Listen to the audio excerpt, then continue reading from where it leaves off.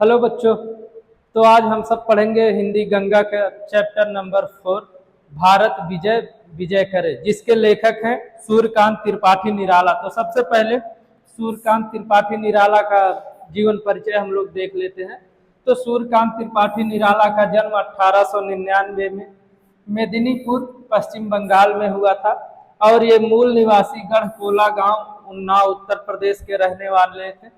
बात करें इनके साहित्यिक परिचय की तो ये छायावाद के प्रमुख 4 स्तंभों में से एक हैं। इनकी प्रमुख रचनाएं हैं अनामिका है, परिमल है, गीतिका है, कुकुरमुत्ता है, नए पत्ते है, राम की शक्ति पूजा, सरोज स्मृति। और इनका निधन 1961 ईस्वी में इलाहाबाद प्रयागराज में हो गया था।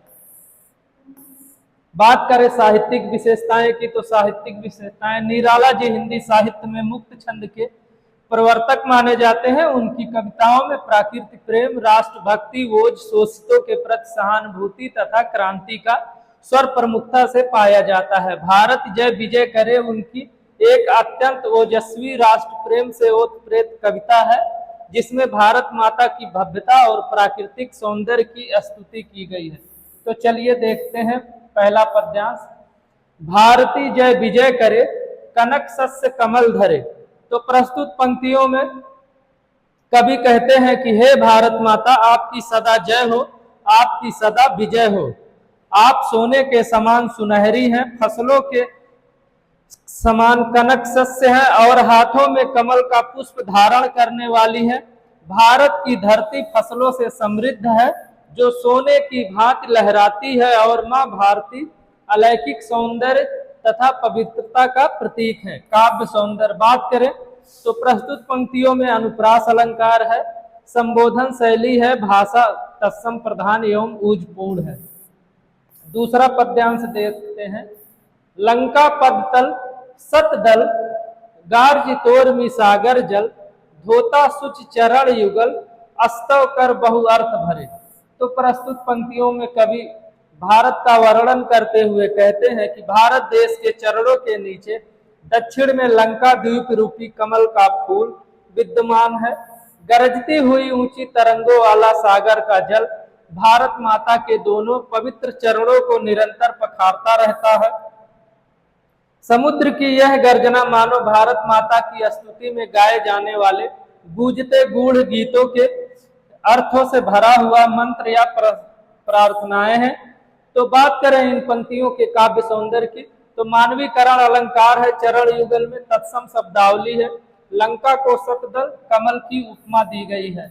तीसरे पद्यांश में देखिए। तरुण तृण वन लता वसन, अंचल में खचित सुमन, गंगा ज्योतिर्जल कण, धवल धार हार गले।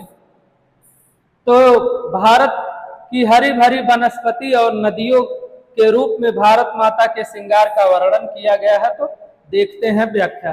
कवि कहते हैं कि वृक्ष, तिनके, घास, घने जंगल और लताएं भारत माता के परिधान या वस्त्र हैं। उनसे इस प्राकृतिक आंचल में सुंदर फूल जड़े हुए हैं।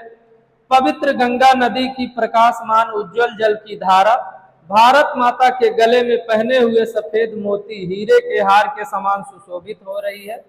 बात करें इन पंक्तियों में तो रूपक एवं उपमा अलंकार है, अत्यंत चित्रात्मक शैली है, प्रकृति का मनमोहक वर्णन है।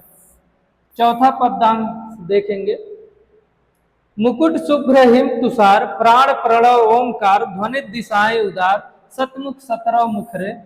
तो प्रस्तुत पंक्तियों में उत्तर दिशा में स्थित हिम तुषार से ढका हुआ हिमालय पर्वत भारत माता का उज्जवल एवं श्वेत मुकुट है। इस भूमि का मूल प्राण पवित्र ओंकार की आध्यात्मिक ध्वनि है। भारत माता की महानता और यश की ध्वनि 100 मुखों तथा 100 स्वरों से गूंजकर 10 दिशाओं को उदारता पूर्वक संगीतमय एवं मुखरित कर रही है। काव्य सौंदर्य देख लेते हैं। हिम तुषार को मुकुट का रूप दिया गया है। तो प्रस्तुत पंक्तियों में रूपक अलंकार है।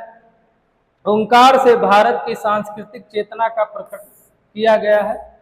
तो इसके महत्वपूर्ण प्रश्नों को देख लेते हैं। तो पहला प्रश्न है, भारती जय विजय करे कविता के रचयिता कौन है और किस काव्य धारा के कवि हैं? तो इस कविता के रचयिता महाकवि सूर्यकांत त्रिपाठी निराला जी हैं। वे हिंदी साहित्य के छायावादी युग के प्रमुख 4 स्तंभों में से एक हैं। कवि ने भारत माता का मुकुट किसे कहा है और क्यों कहा है? तो कवि ने बर्फ से ढके विशाल हिमालय, शुभ्र हिम तुषार को भारत माता का मुकुट कहा, क्योंकि हिमालय पर्वत कि भारत की उत्तर दिशा में सर्वोच्च शिखर के रूप में स्थित या सुशोभित है। उसकी बर्फ चांदी की तरह चमकती है, इसी कारण से उसे मुकुट की संज्ञा दी गई है। गंगा ज्योतिर्जल कण धवल धार हार गले, पंक्ति का भाव स्पष्ट कीजिए। तो इस पंक्ति का भाव यह है कि भारत भूमि पर बहने वाली पवित्र गंगा नदी की स्वच्छ अलौकिक और दे दीप्यमान जलधारा ऐसी प्रतीत होती है मानो भारत माता ने अपने गले में सुंदर सफेद मोतियों का हार पहन रखा हो। सागर का जल भारत माता की किस प्रकार सेवा करता है? तो दक्षिण में स्थित विशाल सागर अपनी गर्जन करती हुई लहरों से निरंतर भारत माता के चरणों को पखारता और धोता है। उसकी लहरों की ध्वनि मानो अर्थपूर्ण स्तुति गान कर रही हूँ। भारत माता के वस्त्र और आभूषण किन प्राकृतिक वस्तुओं को बताया गया है? तो कवि के अनुसार भारत के वृक्ष, घास, वन और लताएं भारत माता के वस्त्र हैं तथा आंचल में खिले हुए फूल उनके आभूषण की तरह जुड़े हुए हैं। प्राण प्रणव ओमकार से कवि का क्या तात्पर्य है? तो इसे कवि का तात्पर्य है कि भारत की प्राचीन आध्यात्मिक चेतना और ज्ञान परंपरा से है। भारत का मुख्य प्राण तत्व पवित्र ओमकार ओम की ध्वनि है, जो भारतीय संस्कृति और दर्शन का मूल आधार है। तो आई होप आपको ये चैप्टर समझ में आया होगा। तो इसी के साथ ये चैप्टर समाप्त होता है।